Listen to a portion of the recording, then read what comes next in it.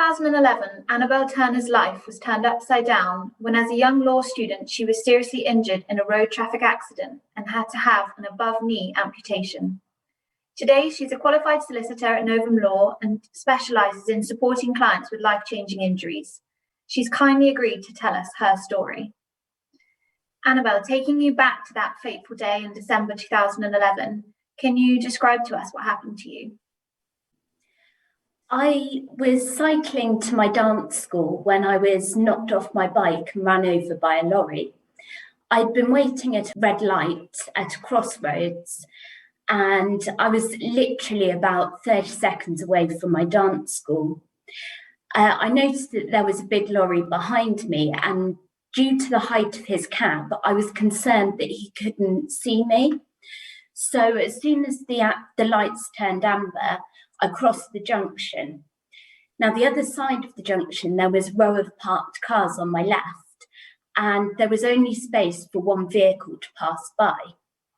So as I approached the parked cars, I looked over my right shoulder to see if I'd made enough space for the lorry driver to see me, because I could have stopped before the parked cars and let him pass if I hadn't.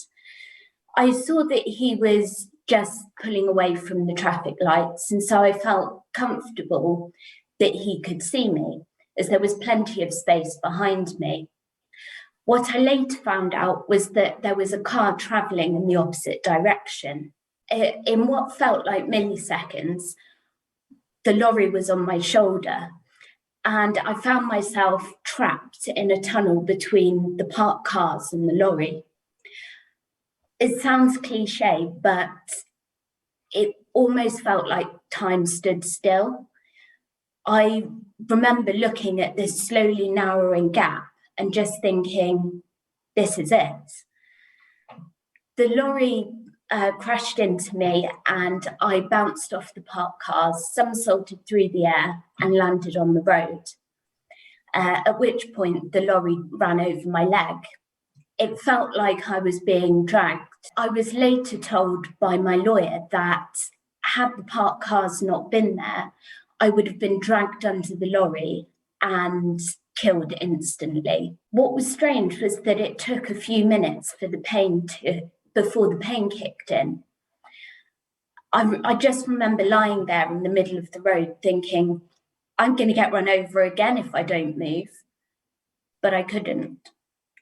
The Great Western Air Ambulance saw to me at the scene because the severity of my accident meant that I needed to be seen by a doctor immediately. And I was then taken to the Frenchay Hospital by ambulance. And what happened then when you got to the hospital? I was immediately sent for emergency surgery. My parents had been told to prepare themselves for the worst, as I might not survive due to the amount of blood that I'd lost. But I lived to tell the tale, and I woke up at 3:00 in the morning to be told that I had lost my leg.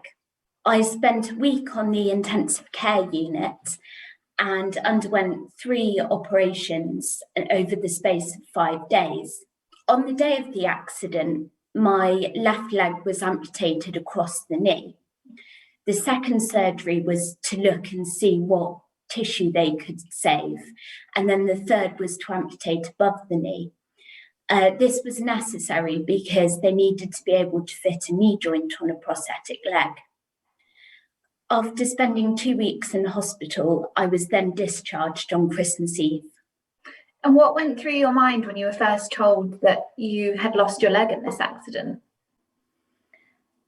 I was a dancer and a fitness fanatic, and so this news was absolutely earth-shattering. I remember when I was told, my first question was, will I be stuck in a wheelchair for the rest of my life?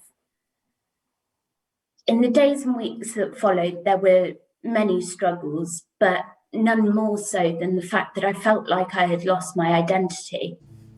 I've been a dancer my whole life. I was a member of 2 competitive dance squads at my university, as well as the cheerleading squad. I took weekly classes at a local dance school. I was fitness mad and doing as many gym classes as I could fit in around my lectures and seminars. And I also held down a part-time job at a nightclub. What can I say? Insomnia is a powerful tool, and sleep has always been a waste of time in my eyes. But all of that stopped in a heartbeat. And I found myself thinking, without all of that, who am I? And what was it that helped you in your darkest days following the accident and having that news? So what helped me most was the fact that my friends and family didn't treat me any differently. They still saw that I was me. And with their love and encouragement, I found strength. I had a great support network around me after my accident, and my friends were always happy to help wherever possible. But I often didn't want it. To give you an example, when I went back to my dance squad training, my friends had to watch me struggle to open the door on my crutches because I wouldn't let them open it for me. They despaired with me, but I guess I just didn't want to lose my independence. When I left the hospital, they refused to give me a pair of crutches, which I was absolutely infuriated about. So I spent 2 weeks using a wheelchair. I felt haunted by the chair and the limitations that it posed. When they finally gave me a pair of crutches, that was it. And I didn't sit in the chair for another second. When I went back to uni, my student house was about a 20-minute walk away, including a steep hill.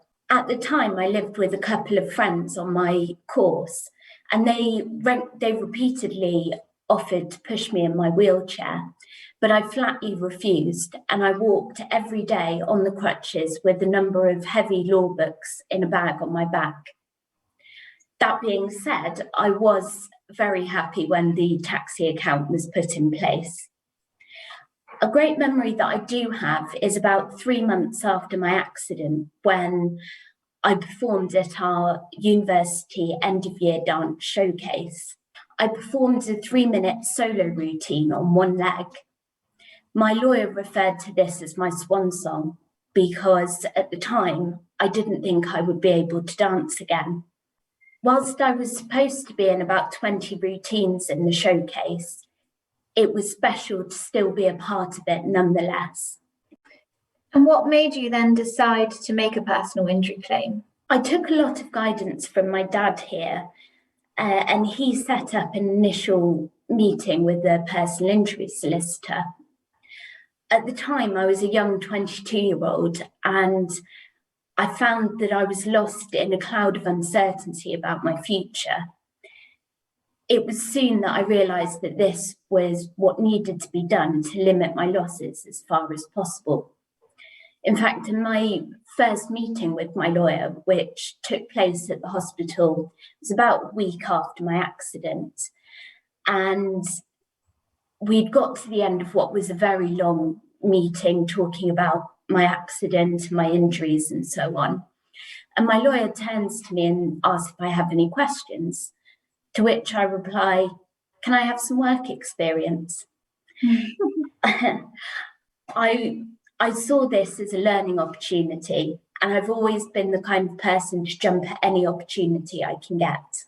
And compensation aside, what would you say the benefits are of making a successful claim? My personal injury claim put interim payments in place to fund top-of-the-range prosthetics from PACE rehabilitation, along with physiotherapy and psychological support. So this enabled me to carry on with my life as far as possible whilst my claim was being pursued. After I settled my claim in December 2014, I travelled to Sydney, Australia to have osseointegration surgery from Professor Munjed Al-Madiris. Now, osseointegration is a surgery where they permanently anchor an artificial limb to the bone. And it truly is life-changing. It's given me greater mobility, and a huge improvement on my comfort levels, and it's heightened my quality of life. I've got back to doing unlimited gym classes. I've qualified as a spin instructor, and most importantly, I've got back in the dance studio. Having an experienced rehab team behind you is fundamental, and it has helped me to get back to the life I once knew. For me, it was all about finding meaning and purpose again in my day-to-day life. And what would your advice be to someone thinking about making a personal injury claim? Do it. It's worth making the inquiry to see what possibilities are out there. At the end of the day, no one should be left to suffer the consequences and pay the price of someone else's negligent actions. And Annabelle, if you fast forward nearly 10 years since then, you're now a successful solicitor at Novum Law. You specialise in serious personal injury. How does what happened to you help you in your day-to-day work? I'm able to offer my clients a unique understanding of what it's like to pursue a serious personal injury claim, because I've been where they find themselves now. I understand their battle to tread the path back to some kind of normality because I've been down that road. I know what it means to get the right result. And so because of this, I have a sheer determination to achieve the best possible result for my clients. I absolutely love my job because it's about so much more than just securing compensation. It's about rebuilding lives, both for the injured party and their family, all of whom are affected here.